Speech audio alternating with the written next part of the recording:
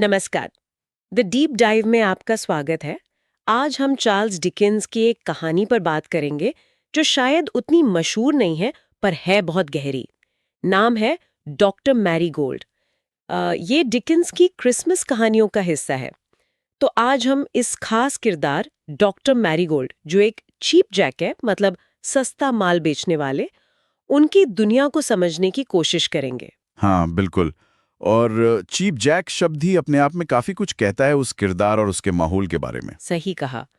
कहानी शुरू होती है मैरीगोल्ड के खुद के परिचय से, और मजे की बात, उनका नाम विलियम नहीं, विल्म है। विल्म? हाँ, ये मैंने भी नोटिस किया। बड़ा अजीब सा है ना? और वो बताते हैं कि उन्हें डॉक्टर क्यों बुलाया जाता है। दरअसल उनकी माँ के वक्त एक डॉक्टर आए थे जिन्होंने फीस नहीं ली, बस एक चाय की ट्रे ली थी।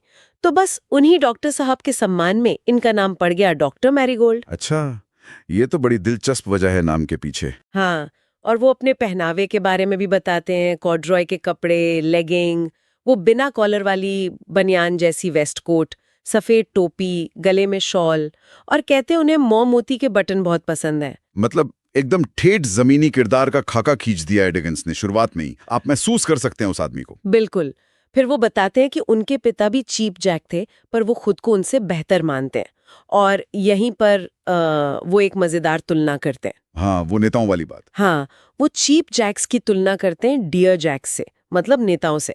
कहते हैं हम चीप जैक तो फिर भी सस्ता माल बेचते हैं, ये डियर जैक तो बड़े बड़े वादे बेचकर लोगों को ज्यादा ठगते हैं। क्या बात है। डिकेंस का वो खास अंदाज, समाज पर सीधी चोट। वो दिखा रहे हैं कि बाजार हो या राजनीति, बेचने की कला तो हर जगह है। और शायद शायद नेताओं के वादे ज्यादा खोखले होते हैं। पर इसके बाद कहानी थोड़ी थोड़ी मार्मिक हो जाती है। वो अपनी पत्नी और पहली बेटी सोफी के बारे में बताते हैं। हाँ, पत्नी का स्वभाव थोड़ा गुस्सैल था, है ना? खासकर उस छोटी सी गाड़ी में। हाँ, और बेटी सोफी, मैरीगोल्ड उसे बहुत प्यार करते थे, लेकिन पत्नी उसे मारती थी। ये पढ़कर बहुत दुख होता है।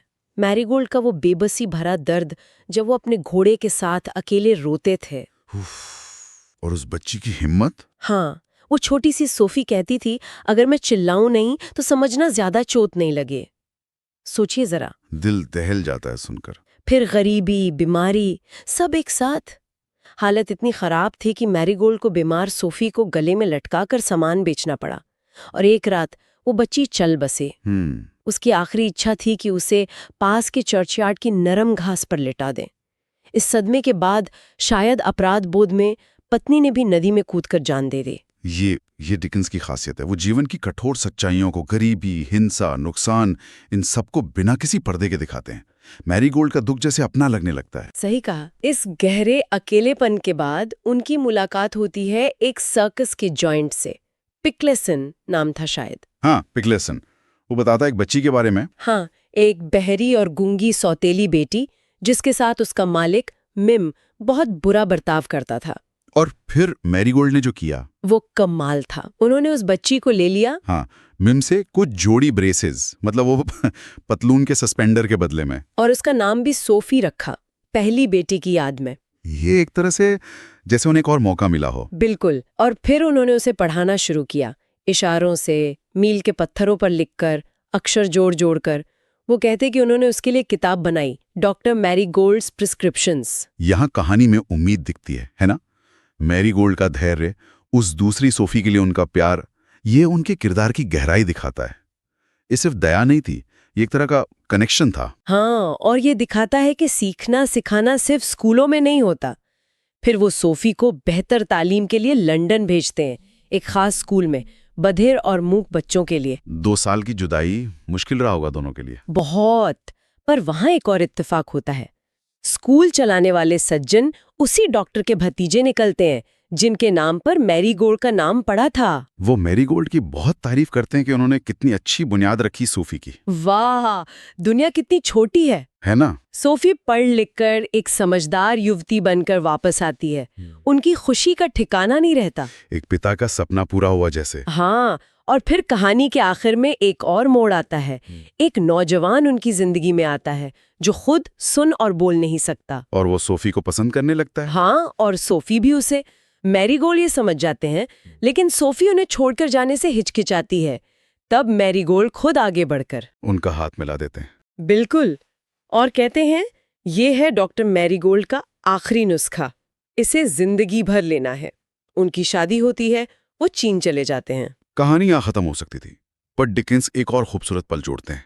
हाँ, कई साल बाद क्रिसमस की शाम मैरीगोल्ड अकेले हैं अपनी गाड़ी में, जो अब उनकी लाइब्रेरी बन चुकी है। तभी एक छोटी बच्ची अंदर आती है। सोफी की बेटी। हाँ, और वो बोल सकती है। और फिर पीछे से सोफी और उसका पति भी आ जाते हैं। एक पूरा परिवार फिर से मिल जाता है। क्या शानदार अंत है। दुख, तकलीफ, जुदाई और फिर खुशी और पुनर्मिलन।